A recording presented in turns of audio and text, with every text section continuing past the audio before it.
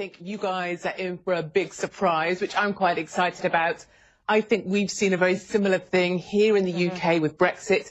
We saw a lot of the liberal press kind of sneering at Brexiteers. We saw a lot of the sneering that we see from the Clinton News Network, and I think it's something we That's CNN. You're calling us the Clinton News Network. That's exactly correct. Why? Why do you call us the Clinton News Network? Because when we prominently featured a Florida poll that showed Donald Trump had a couple of points lead. And earlier on this evening on Twitter, you were telling me, Hillary Clinton has a 12-point lead, and now you're having to look at Florida polls showing a 2-point lead. But those are two different. Very hard for you. Though entirely different things. One is a national poll that showed she had. One poll that showed she had a 12-point lead, others show a 9-point lead. Nationally, she's been ahead for weeks. I think we're all very bored of the polls. I think none of us need to take any notice of them whatsoever. We learned that in the UK with Brexit. We learned it indeed with our general election. What I will say, having sat in the Republican convention in Cleveland and watched your news network, it is entirely biased, I think, in coverage. And I think Trump's doing a great job. And I think what we saw today from him opening that hotel was because you keep making these accusations, and quite frankly, you cannot back them up. Because you just said, I'll just give you an example straight. I'll back them up. Not in airtime, not in how often. I will give you an example straight off the bat of what you just said. No, I won't let you finish because I want to answer your question. You said I can't back them up. You can't go ahead and back them up then, because I've worked here 18 years and I can tell you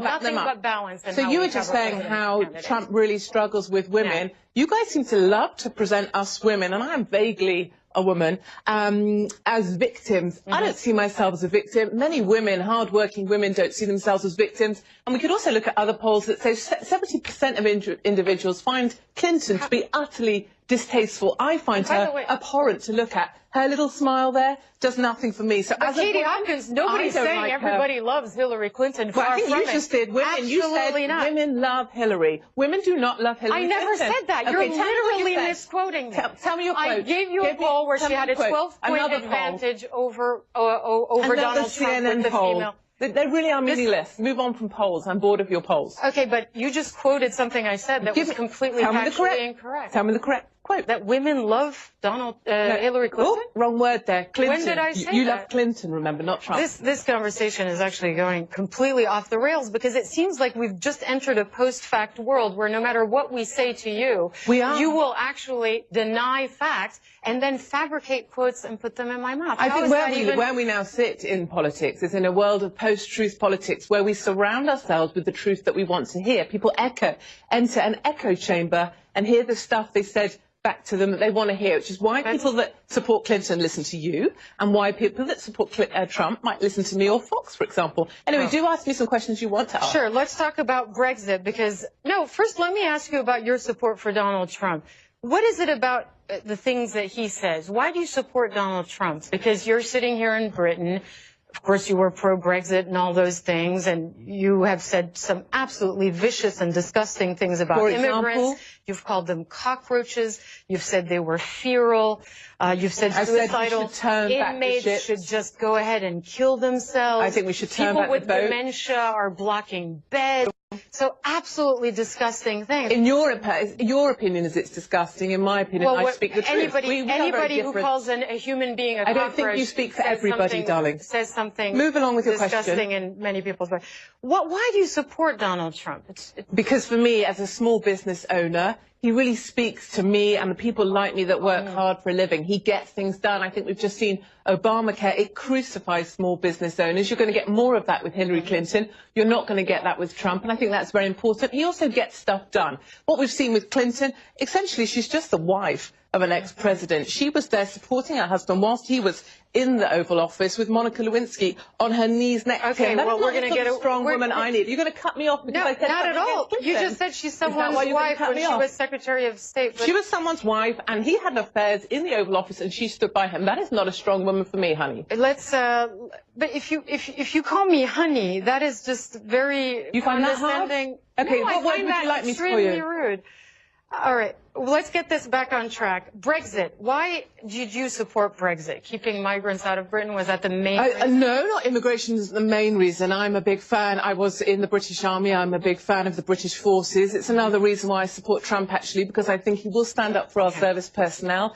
And actually, for Brexit, it was about taking back control, taking back sovereignty. And our state broadcaster actually was very biased in their reporting and coverage of Brexit. They did not believe that Brexit would win. They found it very difficult to admit that we won, and I find your coverage to be very similar with Trump. All right, we're going to leave it there. Katie Hopkins, that was interesting. It's interesting to speak to someone with your view.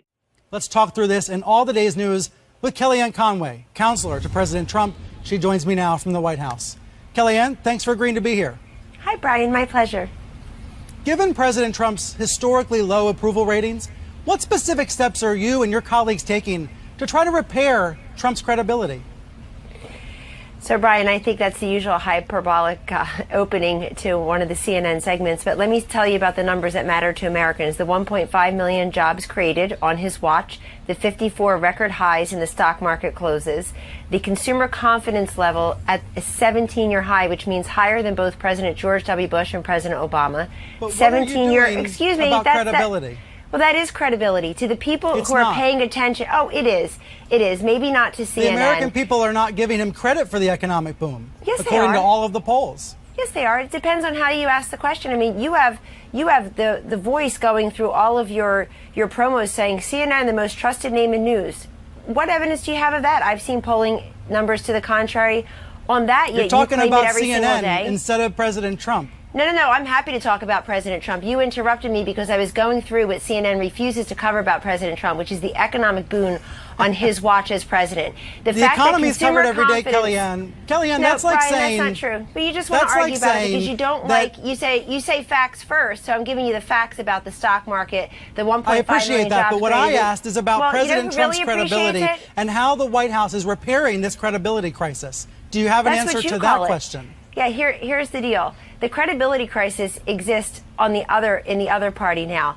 I just cannot believe the bombshell that Donna Brazile has launched, where she says that she was dealing with three, quote, titanic egos: President Obama, You know, Hillary I stopped Clinton, taking Donna Brazile seriously when she lied and when it was revealed that CNN fired her for giving debate questions to Hillary Clinton. I'm not here to ask you about Donna Brazile. Excuse me, I think that's very unkind to Donna Brazile. She saw what we saw out there, which is a lack of enthusiasm for Hillary Clinton. She was worried, rightfully so, that the polls were wrong, including CNN's polling. I know you fired your pollster since. With all due respect, Kellyanne, to ask you about if you want to President talk about Trump, credibility, let's not talk Hillary about Clinton. Do your internal polls also show him with about, historically low approval ratings? So you want to talk about approval ratings, and I'm telling you about the numbers that matter to Americans. Because his approval ratings are shockingly low. It's a problem not just for you and for me, but for the nation, that this president is not trusted by the American people. No, that's wrong. You know it's a problem for this nation. That you refuse. CNN used to be a place where people can tune in and get the news all day long. Now they get spin in people's opinions. And I think CNN should own it. Brian, why not just say, look, it's in our commercial interest at CNN to be anti-Trump. We're profitable if we're against the president. Most of our viewers are against the president. Just own it. Don't you think that would be more credible for CNN than pretending that you're straight down the middle? I understand that you don't want an adversarial media. I guess you just want everybody to be like Fox News. State-run media? No, that's not true. Stop being so jealous of Fox News, Brian, and their ratings. I think that would help if you drop the jealousy a little bit about Fox News. The fact is that we need a media that covers the facts. The fact is, if consumer confidence is at a 17-year high, that's relevant to the forgotten man or forgotten woman. I agree, but Kellyanne, this is like a doctor walking in and saying... It's like a doctor walks in and says, you have cancer and it's spreading throughout your body. But the good news is your legs still work and your feet still work. It's great that I can walk, but I want to treat the cancer, Kellyanne, and that's why I'm asking you about his historically low approval ratings. Well, I'm not going to buy into that awful analogy because I know many people suffering with terminal cancer right now, so I think it's a terrible analogy you just offered to the viewers. I want to tell you something about the president. He's on a historic trip to Asia. The country is watching that. They're listening to him directly, and they get the news directly from him. I know there's a lot of hand-wringing in the mainstream media that the country doesn't need you anymore to spin and filter what the president just said. They read his tweets when you read his tweets. It's a democratization of information. They don't need you to tell. They don't need you to tell them what the president just said. He's given a lot of press availability. Every time he's taking off from the South Lawn now, practically, he's talking to the press. I've been in the room several times last week when the president is answering questions to a live pool spray that have nothing to do with why we're there, like the cabinet meeting, the Ways and Means meeting the other day.